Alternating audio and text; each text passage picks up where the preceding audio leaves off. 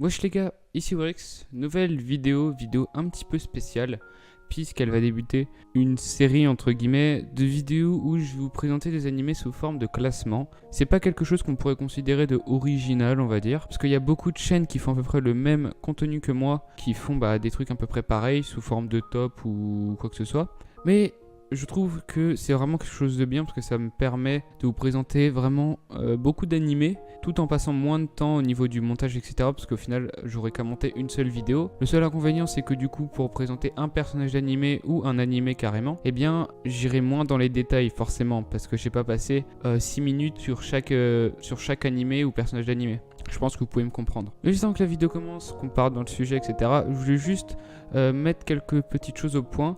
Tout d'abord, il faut savoir que pour cette vidéo, je tourne la vidéo en temps de canicule, il fait extrêmement chaud. Et pour ne rien arranger à tout ça, j'ai dû fermer les fenêtres parce que sinon vous alliez entendre toutes les motos qui passent, les voitures qui passent, parce que j'habite en face d'une route qui est très convoitée. Et il y a beaucoup de voitures, de motos, etc. Surtout les motos. Les voitures, ça va, je peux facilement, juste en baissant un petit peu le son sur Sony Vegas, vous les entendez pas. Mais les motos, ça fait extrêmement de bruit et je trouve que ça fait tâche sur la vidéo. Du coup, j'ai dû fermer les fenêtres et il fait extrêmement chaud. Ça fait 1 heure que j'essaie de tourner ça. J'avais déjà tourné la vidéo juste avant, mais j'avais pas mis la bonnette, du coup ça a popé à la mort. Enfin, c'était horrible, ça saturait. Du coup, là, j'ai mis la bonnette, normalement tout va bien aller, sauf que voilà, comme je l'ai dit, il fait extrêmement chaud parce que j'ai oublié de rouvrir les fenêtres entre temps. Du coup, excusez-moi si je bafouille un petit peu ou si j'ai du mal à parler. J'ai essayé d'articuler un maximum. Deuxième petit point qui est important à mon sens, c'est que j'ai rouvert un Twitter. Twitter, j'en avais pas beaucoup parlé dans mon ancienne chaîne. C'est un réseau social auquel je ne vais pas souvent, mais je me suis dit que c'est vraiment la base en fait. C'est-à-dire que le seul réseau social où je dois aller, c'est Twitter, parce que c'est vraiment bien Twitter, il y a tout le monde qui est dessus. Et ça peut toucher, il y a plein de communautés sur Twitter, donc ça permettra potentiellement à des gens de connaître la chaîne, etc. Donc voilà, faut savoir que sur Twitter, vous aurez vous aurez plusieurs avant-premières, je pense, ou des vidéos juste où on se marche, pas des trucs marrants quoi. Et vous aurez toutes les vidéos, vous aurez le titre de la vidéo et la miniature en avance quoi. Donc voilà, j'ai aussi ouvert un Discord avec Phonaxai pour justement tous les abonnés, etc. Faut qu'on continue, faut qu'on fasse vraiment un truc ultra propre. Là pour l'instant, il n'est pas super bien placé au niveau des channels, etc. Parce que pour l'instant, on n'est pas beaucoup dessus.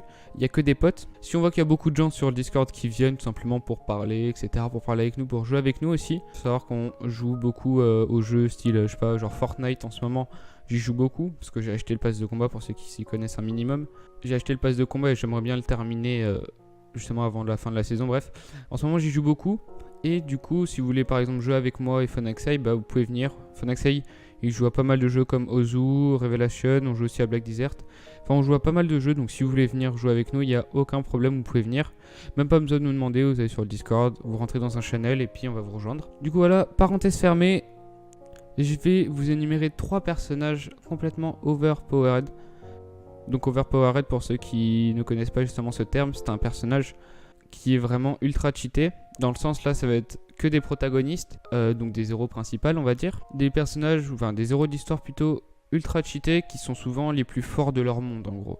Pour commencer, Izayoi Sakamaki. Izayoi est un des protagonistes du manga Mandaji, un animé que j'ai perso pas mal apprécié. Dès le début de l'animé, on nous le montre sous un aspect puissant, intelligent et surtout dévastateur, et cette image ne va pas s'arranger avec la suite de l'histoire. Quand il va être amené dans un monde parallèle auquel tout se règle avec des jeux, d'ailleurs ça ne te rappelle aucun animé, il va dès son arrivée battre un dieu. Malgré son image de personnage pas très sociable et qui prend tout le monde de haut, un peu d'ailleurs à la Bakugo je trouve, on va s'attacher à lui grâce à ses différents exploits pour aider les autres.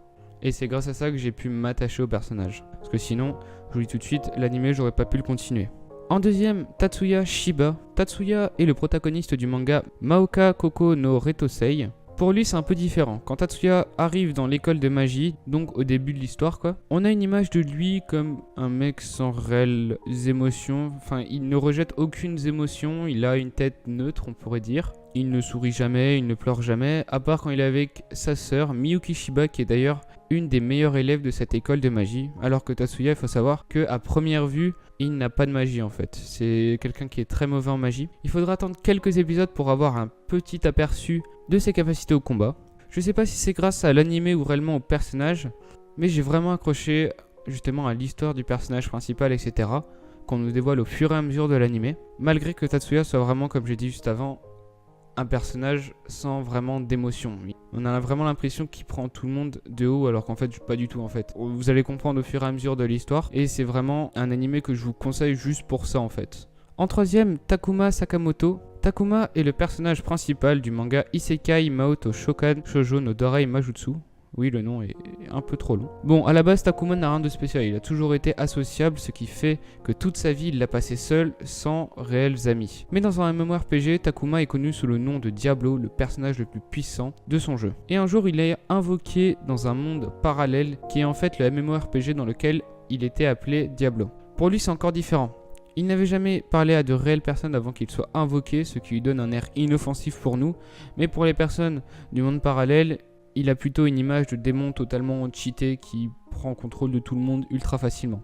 Même si l'anime est plein de fanservice qui ne sont pas justifiés à mon goût, j'ai trouvé le personnage très intéressant et j'attends beaucoup la suite de l'anime chaque jeudi. Voilà, c'est la fin de la vidéo, j'espère que vous aura plu. Je tenais encore à m'excuser s'il y a quelques moments qui ont bugué à cause de la chaleur parce que mon micro il est bouillant ou juste à cause de ma voix, je suis fait extrêmement chaud et j'ai vraiment du mal à articuler. Bref, si t'as kiffé la vidéo, tu lâches un like, si c'est pas le cas, lâche un dislike, mais dis-moi en commentaire ce qui ne t'a pas plu. Tu peux aussi t'abonner si t'aimes mon contenu et partager toute une vidéo, ça ferait grave plaisir, surtout en ce moment on est un petit peu en dèche d'abonnés, c'est vrai que si on pouvait retrouver l'ancienne communauté en entière ça pourrait être vraiment sympa. Bref, c'était Potorix, ciao.